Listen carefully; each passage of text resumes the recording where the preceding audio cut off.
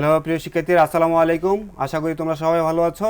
তোমাদের সবাইকে আজকে তোমাদের এইচএসসি পরীক্ষার প্রিপারেশনের জন্য তোমাদের ইংলিশ সেকেন্ড পেপারের স্পেশাল ফ্রেজ অ্যান্ড ওয়ার্ডসের একটা বোর্ড কোয়েশন সলিউশন করব। তো আমাদের আজকের বোর্ড কোয়েশনটা হচ্ছে চিটাগং বোর্ড 2017 সালের। তোমরা জানো যে এখানে 10টা স্পেশাল ফ্রেজ এবং ওয়ার্ডস দিয়ে দেয় এবং 10টার জন্য প্রত্যেকটা প্রশ্নের জন্য সঠিক উত্তরের জন্য 0.5 করে, 10টার জন্য প্রশ্নের জন্য 5 নম্বর তোমাদের প্রশ্ন। চলো মূল আলোচনায় চলে যাই। It was 45 years ago, 45 বছর পূর্বে, when a new country named Bangladesh, Bangladesh নামে নতুন একটা দেশ কি হয়েছে ইন দ্য ওয়ার্ল্ড ম্যাপ, পৃথিবীর মানচিত্রে আসছে, পৃথিবীর মানচিত্রে জন্মগ্রহণ করেছিল। তাহলে এখানে আমরা কি লিখব? Was born. তো বাংলাদেশ নামে একটা কান্ট্রি, এই কান্ট্রি ভার্বের এই ভার্ব হচ্ছে কান্ট্রি সাবজেক্টের ভার্ব হচ্ছে ওয়াজ বর্ন। আমরা কিন্তু মনে রাখতে হবে এই কান্ট্রি, এই নিউ কান্ট্রি, এই ওয়াজ বর্নের সাবজেক্ট হচ্ছে এই নিউ কান্ট্রি, এটা কিন্তু মাথায় রাখতে হবে। হ্যাঁ, এই কারণ হচ্ছে যখনই বি3 আসে এবং এই প্রিপোজিশন আসে, এগুলো যে নাউনগুলোর সাথে নিয়ে আসে এগুলো কিন্তু সাবজেক্ট না।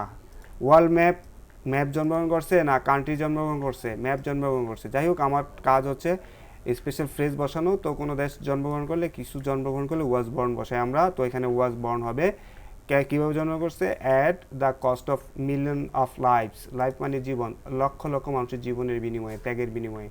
During the liberation war of Bangladesh, বাংলাদেশের স্বাধীনতা যুদ্ধের সময় dash was a great American singer, একজন আমেরিকান সিঙ্গার ছিল। এগুলো introductory there, THERE, there was a great American singer George Harrison who sang for Bangladesh, যে বাংলাদেশের জন্য গান গাইছিল। এই ইট এবং দেয়ার এগুলি সেন্টেন্স শুরু করলে এগুলোকে বলে introductory it, introductory there, sentence শুরু করছে। There was a great American singer, একজন আমেরিকান সিঙ্গার ছিল। ড্যাশ লিভিং ইন বাংলাদেশ, বাংলাদেশে থাকতে কেমন লাগে? You seem to be very happy with your life in Bangladesh, মনে হইতেছে বাংলাদেশের জীবন নিয়ে তুমি খুব আনন্দিত। তো আমরা বাংলাদেশে থাকতে কেমন লাগে, কেমন লাগে জিনিসটা বসাই হোয়াটস ইট লাইক। তো ডাব্লুটা বলে দিতে হবে, হোয়াটস ইট লাইক, বাংলাদেশে থাকতে কেমন লাগে, লিভিং ইন বাংলাদেশ। এই যে এটা দেখে বুঝতে পারতেছি আমরা এখানে কি প্রশ্ন। তাহলে হোয়াটস ইট লাইক, বাংলাদেশ থাকতে কেমন লাগে, কেমন লাগে অর্থে আমরা হোয়াটস ইট লাইক বসাই। My foreign friend told me, আমার বিদেশের বন্ধুরা আমাকে বলছে, you dash leave this country, এই দেশ তোমার ছাইরা দেওয়া উচিত। দেন লিভ হেয়ার, এখানে থাকার চেয়ে এখানে ছাইরা দাও তুমি, যেহেতু বাংলাদেশে অনেক ধরনের প্রবলেম আছে না। তো আমরা এখানে উড রেদার বসাবো।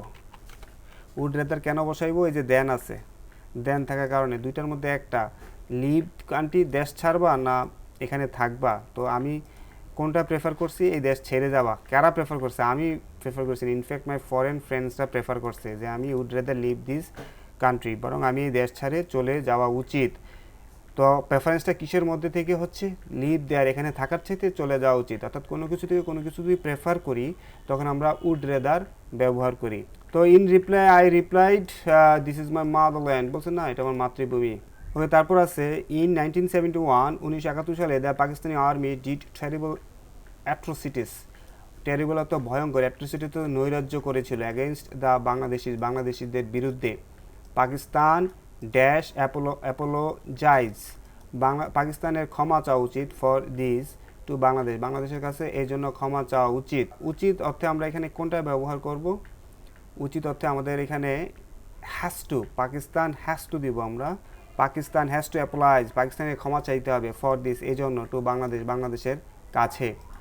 Pakistan always plays a role against Bangladesh, Pakistan সবসময় বাংলাদেশের বিরুদ্ধে কাজ করে। We can't expect any cooperation from them, আমরা তার কাছ থেকে কোনো ধরনের কোঅপারেশন আশা করতে পারি না। কান্ট এক্সপেক্ট, আশা করতে পারি না, from them.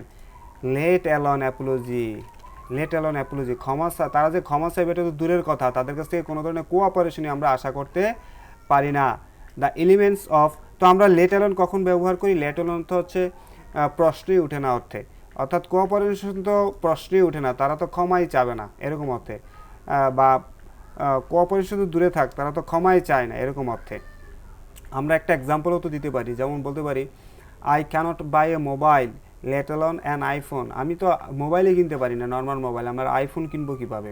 Okay, the elements of anti liberation forces, অর্থাৎ স্বাধীনতার বিরুদ্ধে শক্তিগুলো কেম আউট অফ দেয়ার কোকন্স, তাদের ইয়া থেকে বের হয়ে আসছে, খোলস থেকে বের হয়ে আসছে। কখন বের হয়ে আসছে?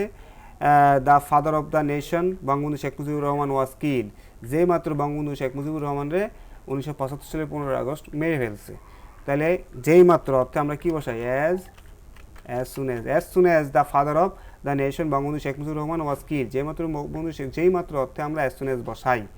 ওকে, as soon as দ্বারা দুইটা ক্লজ যুক্ত হয়। এই as soon as আর পূর্বে একটা ক্লজ মানে তারা আগায় আসছে, কেম আউট, তারা মানে খোলস থেকে বের হয়ে আসছে, আরেকটা কি তাকে মেরে ফেলছে। তো দুইটা অ্যাকশনের মাঝখানে as soon as গুলো বসে, as soon as আসলে দুইটা এরকম ক্লজকে যুক্ত করে। তারপর আছে some persons living in Bangladesh always try to make conspiracy, কিছু মানুষ আছে যারা বাংলাদেশে থাকে, অলওয়েজ ট্রাই টু, তারা কি করে? মেক কনস্পাইরেসি, ষড়যন্ত্র করতে চায় এগেইনস্ট দ্য কান্ট্রি, দেশের বিরুদ্ধে। Dash Bangladesh are not their own country, এমন মনে হয় যে বাংলাদেশ তাদের দেশ নয়। তাহলে এটা কোনটা দিব আমরা? এটা আমরা অ্যাজ ইফ দিব আমরা। এমন মনে হয়, অ্যাজ ইফ হতো যেন, অ্যাজ ইফ হতো কি? যেন Bangladesh their Bangladesh were not their own country, Bangladesh তাদের নিজেদের মাতৃভূমি নয়। একটা জিনিস নোট করতে হবে, সেটা হচ্ছে বাংলাদেশের পরে ওয়াজ হওয়ার কথা ছিল, ওয়ার কেন হয়েছে? কারণ অ্যাজ ইফের পরে বিবার হইলে সেটা ওয়াজ অথবা ইজ হয় না, সেটা ওয়ার হয়। হ্যাঁ, সেটা কি হয়ে যায়? ওয়ার হয়। তো এটা দিয়েও বুঝতে পারছি আমরা অ্যাজ ইফ এখানে বসবে। The authority of Dhaka university, Dhaka ইউনিভার্সিটির কর্তৃপক্ষ কাট টাইস উইথ পাকিস্তান, পাকিস্তানের সাথে সম্পর্ক বাতিল করেছে। কাট টাইস মানে সম্পর্ক বাতিল করেছে।